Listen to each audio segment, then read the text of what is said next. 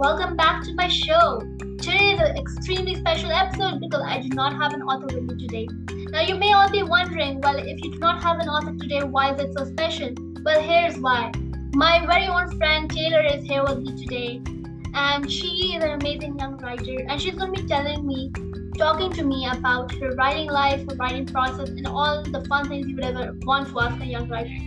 Now, for all the young writers out there listening to this episode right now, I would want to tell you guys to grab a notebook and a pen or something to write with and take notes while you're listening. Maybe something Taylor would be saying would inspire you to do something different.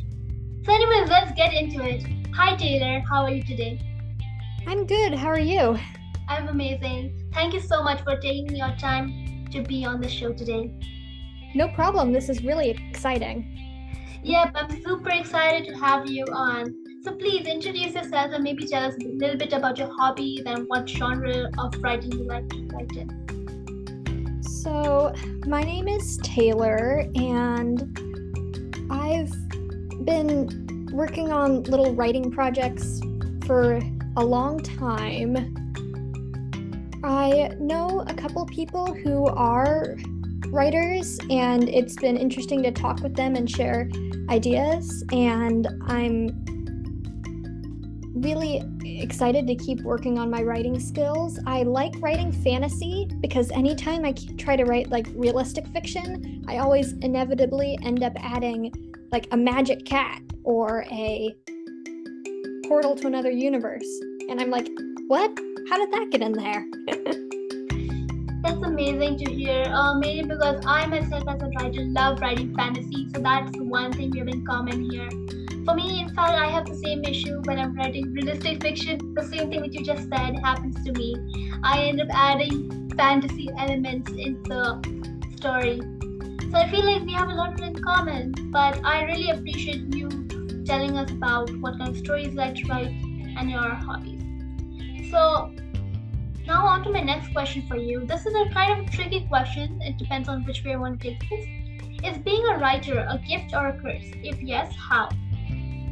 Well, I guess depends on how you phrase curse. Like, throughout history, if you do any kind of art, there are always moments when you're like, this is despair and misery. I cannot get this perfect.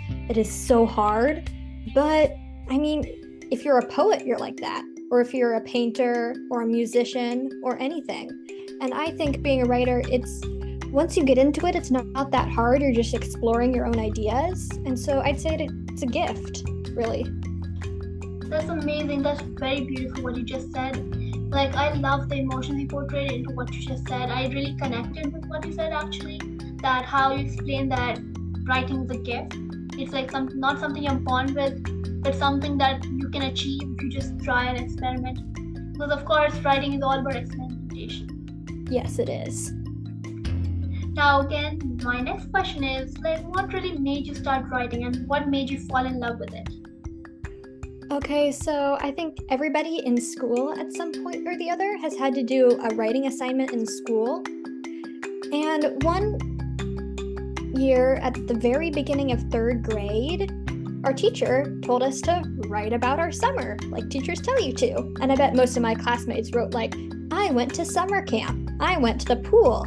But I decided that I was going to write all about this super awesome trip I'd taken. And I wrote about it so much, and it was 2 pages, which for a third grader felt really long. And my teacher really liked it, and my mom really liked it, and she had me edit it, and I decided to submit it to a writing competition, and the competition people liked it. And I was like, oh my gosh, I can do this, and people like it, and it's fun. This is so amazing. And so I kept, working on it on the side and working through my ideas. And, well, here I am now. That's amazing. I really loved your journey. My journey as well was similar to yours. Of course, my journey started in 4th grade, but my journey was also I fell in love with writing through a competition. Yes. And funny thing is this, I'm the host of my own podcast now, but before, I used to not like writing at all. I used to like be like, no, I'm not going to do it. And now I'm like, I love writing so much and talking about it to other young writers and posting about it, interviewing other authors. I just love it now. So it's like over time you end up developing interests you never knew you actually would be interested in unless you experiment. So again, this is a note to everyone out there, whoever has taken out a notebook and pen or something to write with. I would recommend writing that you should always keep experimenting with what you want to do, try new things, submitting your work to competitions, even if you know that you may not even get selected, but just try your best and keep writing and doing what you're good at. Maybe someday your work might get published in a short story collection, or it might get published in a library or something. Yes, yeah. I know one year, I think it was 5th grade, I did NaNoWriMo for a month, and I had this glorious idea. It was going to be the best book ever. And so I wrote and added all the characters I wanted to add. And it ended up being really a chaotic mess of a story, and it was not good at all. But I had gotten my ideas out, and I knew how NaNoWriMo worked, and I was ready to try again next time and make it better. That's amazing point you just made. NaNoWriMo is amazing for young writers, old writers, adult writers, everyone out there. There's a young NaNoWriMo program for kids below the age of 13, and people above the age of 13 can use the original site, which is NaNoWriMo. You can just type NaNoWriMo into your search bar and you can find it. Now, I have done one episode completely on NaNoWriMo, so be sure to check that out if you want to get more information on NaNoWriMo. It's an amazing tool for everyone, as I just said, and as Taylor also said, it's great to use it so then you can get your ideas out and you can just experiment. Like, again, experimentation is all there is to writing, and that you really need to kind of experiment with every single thing you have. I quite agree with that. So my next question for you is, what's the hardest thing about writing for you? I think I'm not really a procrastinator, but something about writing projects, if like it's not a thing for school and like people aren't making me do it and I'm not like submitting it to anything, I eventually just think of other stories I want to write or other stuff I want to do, not even writing, if I want to like finish a book or something. And then slowly I get sidetracked and I wind up with a whole notebook full of story beginnings and no story endings. But the times when I have really managed to see a project through to its conclusion, it's turned out really well and I've been really proud of myself. So sometimes you just have to keep your nose to the grindstone or whatever they say and keep at it. That's actually again very well said. I love like your passion for writing, and I love how you are willing and passionate about what you're talking about. Because that's what you need in a young writer: the passion and the courage to continue writing despite getting stuck or despite not knowing how your story is gonna end. So on that note, I was wondering, you just said that you end up sometimes with just the beginnings because you get so many ideas and it's hard to just focus on one. So now, what do you think, if you try to think long and hard, what do you think you could do from your side that could help you resolve this problem? Well, it's not really a problem, it's a common thing which happens among adult writers as well. But what do you think you could possibly do to kind of solve this problem or issue? Since I'm a person who enjoys order and structure, I think probably next time I've got a big project I want to see through to the finish, I could set aside time to keep working on it and make goals and plans for myself instead of just randomly trying to get this thing out there. Create a goal and a plan and make it a definite project to work on, probably. That would work for me. I'm probably some other people too. So again, very well said. I love what you're saying right now. I feel like listening to a young writer talking about their own process of writing is really helpful for everyone out there, because for authors, they are giving an adult point of view of what they're talking about, like agents, publishers, marketing, social media, all of that kind of stuff, which maybe not all teen writers or kids could get access to, unless of course they're into that stage where they're good enough to actually pursue those levels. Now, of course, that doesn't mean that you should stop writing just because you're not ready for publishing yet. It just means that you need to keep writing, keep practicing until you can perfect your craft enough to know that, okay, this is good enough to get published. Yeah, I feel like adults say practice makes perfect a lot, and so it loses some of its meaning. But that's really the case with writing. You just need to keep doing it. Of course. Writing is all about having practice, making sure that you get time to at least do it once in a day at least. Maybe start with like 10 minutes a day or 5 minutes a day, or just take out a little bit of time maybe in your school day to do some writing. Not through a school assignment, not an English assignment, not an history assignment, not anything like that. Try to maybe take out your own time to write your own story. Not through an assignment, but your own story. That way you know what you really want to explore, because in English assignments, teachers give you what they want you to do. It's not what you want to do, but what they want to do. You should try maybe doing something that you want to do and love what you're doing. Yes, true words, true words. This is another thing I want you all to write in your notebooks. To keep practicing. Read. Reading is the main thing about writing. Keep reading books. Read books from your genre. Read books from outside your genre so that you can explore what kind of writing is out there and maybe even use it in your own stories. Which is actually another great thing about writing, because like for me, who is a person who likes both writing and reading, being told to read for homework, whether by an elementary school teacher or a high school teacher, it's like, that's not homework. I'm gonna read that anyway, and so yay, I get to read, kind of. So, and cool thing about writing is that reading gives you practice, and if you want to write, you usually end up wanting to read as well, and so it's like a cycle of fun things. It's actually very true. That's another thing actually, you brought up a very good point. You should always try, or at least maybe possibly try, to make writing not seem like a work you have to do, but something you enjoy or passionate about.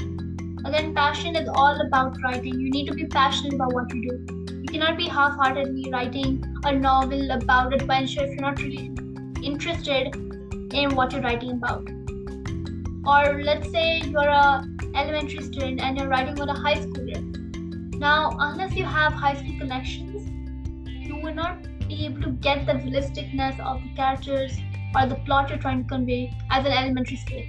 I agree, although at the same time, it's important to think about characters other than yourself, because even when you're not writing them, that can help you expand your perspective of what real life is like, too. For sure. My next question for you is, now this is actually my last and final question for you. If you could fan cast Sophie, Fitz, Diana, and Marella from Keeper of the Lost Cities, and before you answer the question, before I complete the question actually, anyone who does not know what that is, it's an amazing fantasy series written by most amazing. Exactly, and it's written by Shannon Messenger. So again, this is another thing you should write in your notebook. Make sure to check out that series if you love fantasy, because this is definitely a book for you. Once you listen to it, or not listen to it, read it, definitely send a voice message by going to my Anchor page. On the top right corner, you'll see a voice message box, and you can send me a voice message telling me how you liked it. So anyways, back to the question. So I was asking you, if you could fan cast Sophie, Fitz, Diana, and Marella from KOTLC, which is short for Keeper of the Lost Cities, who would they be? Oh, I don't really know. I'm not great at actor names, but I do think, because the movie's coming out, they haven't said when it's coming out, but they're making a movie of the book, and it's Ben Affleck is going to direct it. And I think I don't know who should play all the characters, but I think it is very important that they get all the eye colors right. That is an important plot point of the book. And if they mess it up, it's just going to be weird, right? For sure. Because like the eye color is what kind of makes their characters so realistic. Mainly because their hair color may be the same texture, but their eye color is, or their actual face. Of course, you cannot make the faces match because it's just an illustration versus a real person. But of course, eye color has to match because hair you could still dye or do something with it. Yes, but it's harder to fake eye color. It always looks unusual when they do it, and a lot of the plot of the book revolves around stuff associated with the eye color. It's kind of hard to explain if you haven't read the series, but I feel like if they got that wrong, it would just set a off tone for the movie for people who have read the book. And so I think that's yeah, for sure. I mean, you're right. This whole book series is all revolving around eye color. Of course, I'm not going to share any details because I don't want to spoil the fun of reading this series. But one thing I just want to add, by the way, thank you so much, Taylor, for answering that question. Yeah. One last question for you, actually, if that's okay. Yeah, of course. Are you Sokeef or Sofitz? Definitely in between, but I am major Sofitz. That's interesting.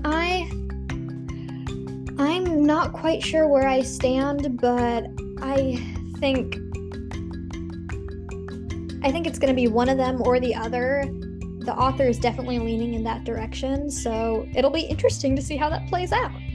Definitely. So now, as I was saying, the final and most likely the final book, because each time Shannon Messenger says it's the final book, she ends up adding another book to the series.